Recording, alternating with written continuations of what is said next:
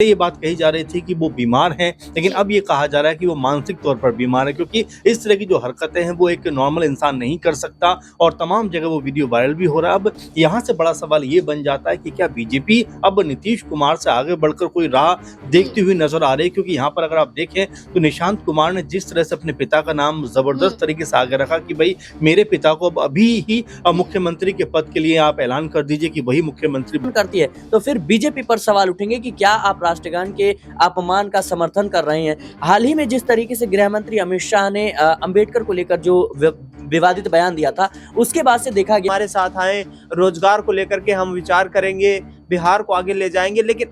कोई 50 सीटों की मांग कर दे रहा है, कोई 30 सीटों की मांग कर दे रहा है, कोई रणनीति बदलने की बात कर देता है। तो यहाँ पर कहीं ना कहीं देखा जाए, चिराग पासवान हो, उपेंद्र कुशवाहा हो, जीतन राम मांझी हो या नीतीश कुमार ही क्यों ना हो, एनडीए के तमाम सहयोगी दल कहीं ना कहीं बीजेपी के तमाम जो आने वाली रणनीति है उसको लेकर कहीं ना कहीं अपनी सहमति दर्ज करते।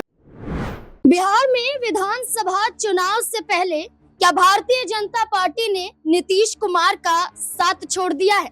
क्या भारतीय जनता पार्टी अब नीतीश कुमार के साथ नहीं है? और क्या अब नीतीश कुमार को अब अपनी राहें अकेले ही चलनी पड़ेंगी? दरअसल बिहार में विधानसभा चुनाव होने वाला है और इससे पहले नीतीश कुमार एक कार्यक्रम में राष्ट्रगान का अपमान करते हुए नजर आए, जिसके बाद विपक्ष ने नीतीश कुमार का इस्तीफा मांगा और ये तक कहते हुए नजर आए कि नीतीश कुमार पर कार्यवाही होनी चाहिए। लेकिन भारतीय जनता पार्टी की तरफ से ना तो कोई बयान दिया गया, ना ही उनके बचाव में कोई नेता सामने आया। यहाँ तक कि प्रधानमंत्री नरेंद्र मोदी नीतीश कुमार को लाडला मुख्यमंत्री तक बताते हैं, लेकिन अपने लाडले मुख्यमंत्री को बचाने के लिए प्रधानमंत्री नरेंद्र मोदी का एक ट्वीट तक नहीं आया, जिसके बाद सवाल खड़े हो रहे हैं कि क्या चुनाव से पहले वाकई भारतीय जनता पार्टी ने तय कर लिया है कि नीतीश कुमार की जरूरत भारतीय जनता पार्टी को नहीं है। नीतीश कुमार चाहे तो वो अपनी राहें अलग भी कर सकते हैं।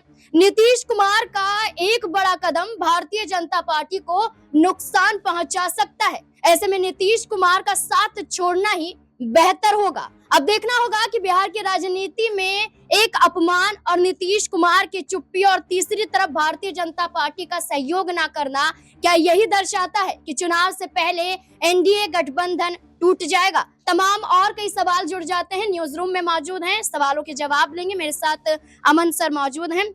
सर पहले तो आपका बहुत बहुत स्वागत है। सर चुनाव से पहले ये चर्चाएं चल रही थी कि नीतीश कुमार सीएम चेहरा होंगे, क्या उनके नेतृत्व में चुनाव लड़ा जाएगा? बीजेपी दो तरफा बयान देती हुई नजर आती है कि नेतृत्व में तो चुनाव लड़ा जाएगा, लेकिन फैसला चुनाव परिणाम के बाद किया जाएगा। वहीं नीतीश कुमार का राष्ट्रगान का अपमान कर देना और बीजेपी की तरफ से कोई भी बयान ना देना, क्या लगता है कि नीतीश कुमार से दूरियां बढ़ा रही है बीजेपी? देखिए बिल्कुल, और जब से ये पूरा का पूरा मामला सामने आया उसके बाद से बीजेपी की तरफ से भी कोई बड़ा बयानबाजी इसको लेकर नहीं हुई है। कन्नी काटते हुए नजर आते हैं और बात करते हैं तो कहते हैं कि बहुत बड़े राष्ट्रभक्त हैं नीतीश कुमार, उनकी जो गलती जो उनसे हुई है वो अनजाने में हुई है, भूल चूक हुई है। लेकिन उसके बावजूद भी देखा जा रहा है कि बड़ा जो नेता वर्ग है बीजेपी का, उन्होंने खुलकर इस बात को लेकर अपनी राय नहीं रखी है। जेडीयू भी यहाँ वहाँ की बात करती हुई नजर आ रही है और ये बात पहले से भी चल रही थी कि क्या नीतीश कुमार बिहार के मुख्यमंत्री बनने चाहिए, क्योंकि पहले ये बात कही जा रही थी कि वो बीमार हैं, लेकिन अब ये कहा जा रहा है कि वो मानसिक तौर पर बीमार है, क्योंकि इस तरह की जो हरकतें हैं वो एक नॉर्मल इंसान नहीं कर सकता और तमाम जगह वो वीडियो वायरल भी हो रहा है। अब यहाँ से बड़ा सवाल ये बन जाता है कि क्या बीजेपी अब नीतीश कुमार से आगे बढ़कर कोई राह देखती हुई नजर आ रही है? क्योंकि यहाँ पर अगर आप देखें तो निशांत कुमार ने जिस तरह से अपने पिता का नाम जबरदस्त तरीके से आगे रखा कि भाई मेरे पिता को अब अभी ही मुख्यमंत्री के पद के लिए आप ऐलान कर दीजिए कि वही मुख्यमंत्री बनेंगे। इन तमाम चीजों को देखते हुए कहा जा सकता है बीजेपी के लिए भी अब आने वाले दिनों को देखते हुए ये पूरे का पूरा मामला कह सकते हैं कि उसके साथ में खड़ा होना इतना आसान नहीं होगा, क्योंकि राष्ट्रभक्ति और राष्ट्र कह सकते हैं विरोधी बातें जो बीजेपी की तरफ से कही जाती हैं कि जो लोग ऐसी हरकतें करते हैं उनको उनके ऊपर देशद्रोह का मुकदमा लगना चाहिए। ये भी कहा जा रहा है कि इस तरह का कोई भी अगर हरकत विपक्षी नेता करता है, कोई मुस्लिम नेता करता है, कोई इस तरह का नेता करता जिसके ऊपर बीजेपी सवाल खड़े करते रही है, उनको अब तक आतंकवादी तक घोषित कर दिया जाता, देशद्रोही तक घोषित कर दिया जाता। लेकिन नीतीश कुमार पर कोई भी तल्ख टिप्पणी देने से बच रहा है। तो सर अगर हम बात करें तो चलिए एनडीए की तरफ से कोई समर्थन में नहीं आया, लेकिन पप्पू यादव ने ये कह दिया है खुले तौर पर कि नीतीश कुमार की आलोचना करना या उन पर यह आरोप लगाना कि राष्ट्रगान का अपमान किया ये उचित नहीं है, क्योंकि वो अस्वस्थ हैं और ऐसा अपमान नहीं है कि उन्हें देशद्रोही तक करार दिया जाए। वही मैं कह रहा हूँ कि वो शारीरिक तौर पर अस्वस्थ हैं या मानसिक तौर पर अस्वस्थ हैं, इसको लेकर चर्चाएं जरूर चलेंगी। पप्पू यादव का आपने जिक्र किया, कांग्रेस पार्टी से कहीं ना कहीं वो हालांकि पूरी तरह से तो अटैच नहीं है और अलग भी नहीं है, अलग तरह की उनकी कहानी है, लेकिन फिर भी नीतीश कुमार को लेकर ये भी कहा जा रहा था एक समय कि कांग्रेस पार्टी के साथ में शायद वो गठबंधन भी कर सकते हैं, क्योंकि आप देख रहे हैं जब से कन्हैया कुमार रैली निकालते हुए नजर आ रहे हैं, पदयात्रा करते हुए नजर आ रहे हैं, उसके बाद से कहीं ना कहीं आरजेडी भी असहज दिखाई पड़ रही है। तो क्या नए समीकरण बिहार के अंदर बनते हुए नजर आ सकते हैं? ये तमाम तरह की बातें बिहार के अंदर चलती हुई दिखाई पड़ रही हैं, लेकिन नीतीश कुमार को लेकर अब हर कोई ये कह रहा है कि उम्र के इस पड़ाव पर आकर क्या उनके नाम पर चुनाव लड़ा जाना ठीक होगा? क्या उनके नाम पर कह सकते हैं जेडीयू को आगे बढ़ना या बीजेपी को आगे बढ़ना क्या कह सकते हैं सत्ता के लिहाज से ठीक होगा? क्योंकि नीतीश कुमार लगातार 20 सालों से बिहार के मुख्यमंत्री हैं, उम्र लगातार बढ़ रही है, लगातार उनकी बीमारियों को लेकर भी खबरें आती है और जिस तरह से राष्ट्रगान कह सकते हैं होते वक्त जिस तरह की हरकत उनके सामने आई है, उसको लेकर अब अलग तरह का बखेड़ा खड़ा हो गया है कि नीतीश कुमार क्या वाकई में सीएम पद के दावेदार हो सकते हैं। तमाम सारी बातें चलती हुई दिखाई पड़ रही है, लेकिन इसमें एक समीकरण भी निकल के आ रहा है कि बीजेपी हो सकता है अब नीतीश कुमार के अलावा भी अन्य विकल्पों पर विचार करे और वहीं जेडीयू अब यहाँ से क्या कांग्रेस पार्टी के साथ में गठजोड़ करने की स्थिति में आ सकती है। क्योंकि देखिए पॉलिटिकल तौर पे हम ये नहीं कह सकते कि ये नहीं हो सकता, ये हो सकता है। बहुत सारी चीजें जो होती हैं वो समय के अनुसार, मौके के अनुसार तय होती हैं और अब ऐसा लगता है कि बिहार में इस उथल पुथल के बाद कोई नए समीकरण बनते हुए नजर आ सकते हैं। बिल्कुल, अगर हम बात करें तो भारतीय जनता पार्टी जहां नीतीश कुमार के साथ नहीं है, तो यही बेचैनियां नीतीश कुमार को परेशान भी कर रही हैं कि अगर बीजेपी ने नीतीश कुमार को हटाया तो नीतीश कुमार के लिए अकेले नहीं बल्कि किसी साथ की जरूरत पड़ जाती है। ऐसे में जहां नीतीश कुमार के बेटे निशांत कुमार को लेकर दावा किया जा रहा है कि राजनीतिक एंट्री होनी चाहिए, राजनीति में आना चाहिए। होली के मौके पर कई ऐसे पोस्टर भी हमने देखे जहां पर लिखा हुआ नजर आया कि निशांत कुमार ने बिहार की जनता की मांग को पूरा कर लिया है और राजनीति में आने के लिए वो तैयार है। तो वहीं दूसरी तरफ नीतीश कुमार के लिए पोस्टर आरजेडी दफ्तर के बाहर भी लगे, जहां नीतीश कुमार को नायक नहीं बल्कि खलनायक बताते हुए नजर आए और ये कहा गया कि नीतीश कुमार बिहार में या तो राष्ट्रगान का अपमान करते हैं या महिलाओं के खिलाफ अभद्र टिप्पणी करते हुए नजर आते हैं। ऐसे में बिहार की जनता अब उन्हें बर्दाश्त नहीं कर पाएगी। सिराज मेरे साथ मौजूद है। सिराज, क्या लगता है, नायक नहीं खलनायक नीतीश कुमार को आरजेडी की तरफ से बता दिया गया है। एक तरफ आरजेडी की तरफ से नीतीश कुमार को ऑफर दिया जाता है कि आप हमारे पास वापस लौट आइए, लालू प्रसाद यादव माफ करने के लिए तैयार हैं। दूसरी तरफ इस मुद्दे को उठाते हुए नीतीश कुमार की छवि को खराब करने की कोशिश की जा रही है। क्या लगता है, चुनाव पर असर पड़ता हुआ नजर आएगा? नीतीश कुमार का नेगेटिव असर दिखाई देगा? जी देखिए, जाहिर सी बात है, जिस तरीके से राबड़ी आवाज के बाहर नीतीश कुमार के खिलाफ जो पोस्टर लगे हैं, इसका सीधा साधा संकेत यही है कि अब कोई चांस नहीं बचा है और सीधे साधे अब कहीं ना कहीं आरजेडी का मुकाबला जेडीयू से है, नीतीश कुमार से है। और जिस तरीके से संभावनाएं जताई जा रही थी कि क्या आरजेडी और जेडीयू का फिर से गठबंधन देखने को मिलेगा, क्या नीतीश कुमार तेजस्वी यादव के साथ मिलकर चुनाव लड़ेंगे, उन तमाम संभावनाओं को ये पोस्टर खारिज करती है। और जिस तरीके से हाल ही में अभी नीतीश कुमार का जो एक वीडियो सोशल मीडिया पर काफी ज्यादा वायरल हो रहा है, जिसमें विपक्ष ये आरोप लगा रहा है कि नीतीश कुमार ने जो है राष्ट्रगान का अपमान किया। देखिए, जो आपने सवाल उठाया कि क्या भारतीय जनता पार्टी ने नीतीश कुमार का साथ छोड़ दिया है, मुझे लगता है कि ये एक ऐसा मुद्दा है जहां पर भारतीय जनता पार्टी ना नीतीश कुमार का समर्थन कर सकती है और ना ही विरोध कर सकती है, क्योंकि अगर विरोध करेगी तो जाहिर सी बात है गठबंधन पर सवाल उठेंगे, लेकिन अगर समर्थन करती है तो फिर बीजेपी पर सवाल उठेंगे कि क्या आप राष्ट्रगान के अपमान का समर्थन कर रहे हैं। हाल ही में जिस तरीके से गृह मंत्री अमित शाह ने अंबेडकर को लेकर जो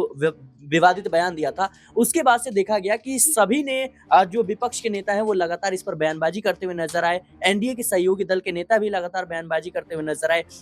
लेकिन इस मुद्दे पर नीतीश कुमार की जो खामोशी थी उसको लेकर सवाल उठ रहे थे। देखिए, ये ऐसा मुद्दा था कि नीतीश कुमार ना ही समर्थन कर सकते थे और ना ही कहीं ना कहीं उसका कटाक्ष कर सकते थे। तो इसी लिहाज से देखा जाए तो ये कुछ ऐसे मुद्दे रहे हैं जिसको लेकर कहीं ना कहीं दोनों ने बैलेंस बनाने की कोशिश की ताकि गठबंधन पर कोई भी असर ना पड़ता हुआ नजर आए।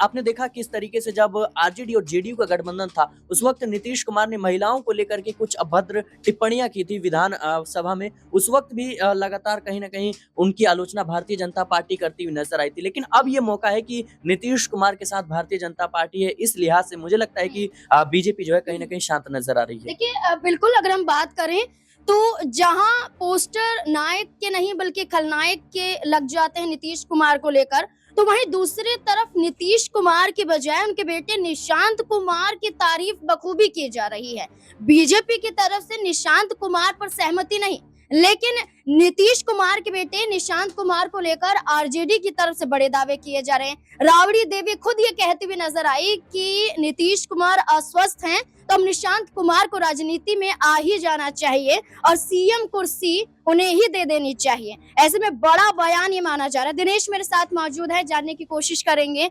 दिनेश, क्या लगता है राबड़ी देवी ने जिस तरीके से निशांत कुमार को ये कह दिया है कि उन्हें ही मुख्यमंत्री बनना चाहिए और नीतीश कुमार को अब मुख्यमंत्री की कुर्सी छोड़ देनी चाहिए, तो क्या समर्थन पूरी तरह से आरजेडी का नीतीश कुमार को मिल रहा है? देखिए, नीतीश कुमार को ये बैकफुट पर धकेलने की कोशिश है, क्योंकि नीतीश कुमार को कहीं ना कहीं लालू परिवार बिहार में विधानसभा चुनाव से पहले ये साबित करने में जुटा हुआ है कि नीतीश कुमार जो हैं वो अब बिहार में मुख्यमंत्री के लिए ज़्यादा वक्त तक नहीं रह सकते हैं, क्योंकि जिस तरीके से बार बार उनके ऊपर निशाना साधा जा रहा है, चाहे विधानसभा में दिए गए उनके बयानों को लेकर हो, चाहे राष्ट्रगान के अपमान को लेकर दिए गए बयान को लेकर हो, बेरोजगारी के मुद्दे पर हो, बार बार उनका जिस तरीके का रवैया रहा है कि वो जब चाहते हैं तब अपना दल जो है बदल लेते हैं, तो ये तमाम ऐसी चीजें हैं जो नीतीश कुमार के खिलाफ इस बार जो है आरजेडी मुखरता के साथ उठाने की तैयारी कर रही है। क्योंकि नीतीश कुमार को एक महीने पहले तक भी तेजस्वी यादव बार बार ये ऑफर देते आ रहे थे कि